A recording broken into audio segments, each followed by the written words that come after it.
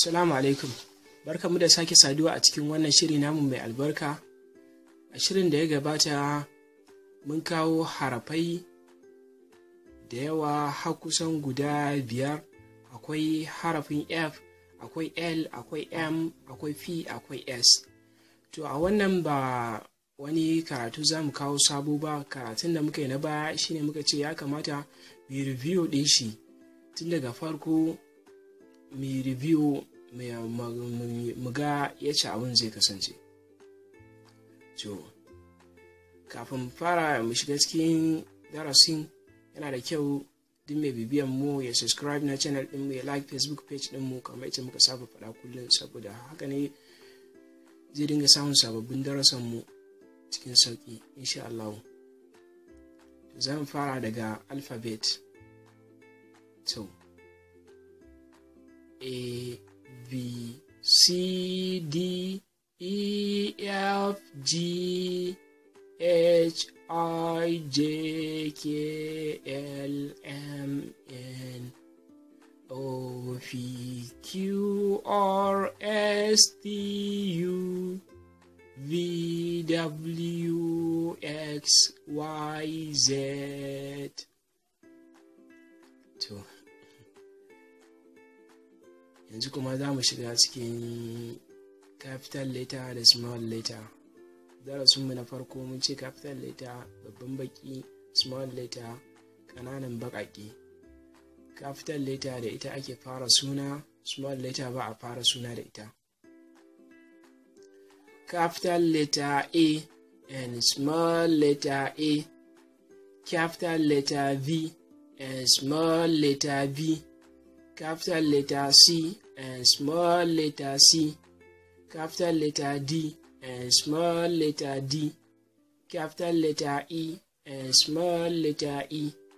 Capital letter F and small letter F. Capital letter G and small letter G. Capital letter H and small letter H. Capital letter I and small letter I. Capital letter J and small letter J.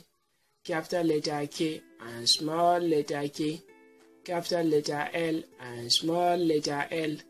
Capital letter M and small letter M. Capital letter N and small letter N. Capital letter O and small letter O. Capital letter P and small letter P. Capital letter Q and small letter Q. Capital letter R and small letter R. Capital letter S and small letter S. Capital letter T and small letter T. Capital letter U and small letter U. Capital letter V and small letter V.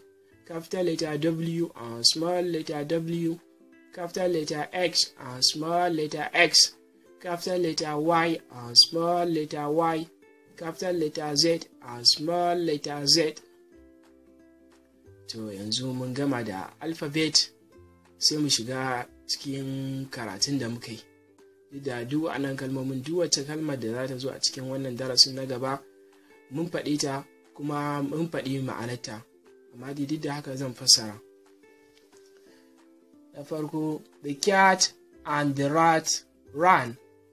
Mage da ɓera sun yi gudu. N sat and gnat ran. N sat, N ta zauna, and gnat ran, shi kuma gnat ya yi gudu. A rat ran at gnat. Ɓera ya yi gudu zuwa ga gnat.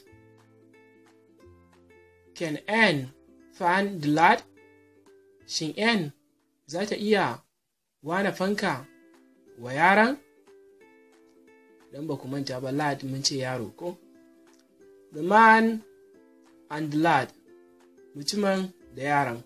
The man has a cap, mutumin yana da hula. Lad has a fan, shi kuma yaron yana da fanka. Has Anne a hat? Shin Anne tana da hula, tana da malafa? Anne has a hat and a fan. Anne tana da hula kuma tana da fanka. Sai kuma abu na gaba shine handwriting script. Gashi nan da muka kawo shi, to shi wannan ba zan wannan ɗin shi ba, sai dai mutum ya shiga Facebook page ɗinmu sai ya rubuta mana wannan kama assignment as an assignment.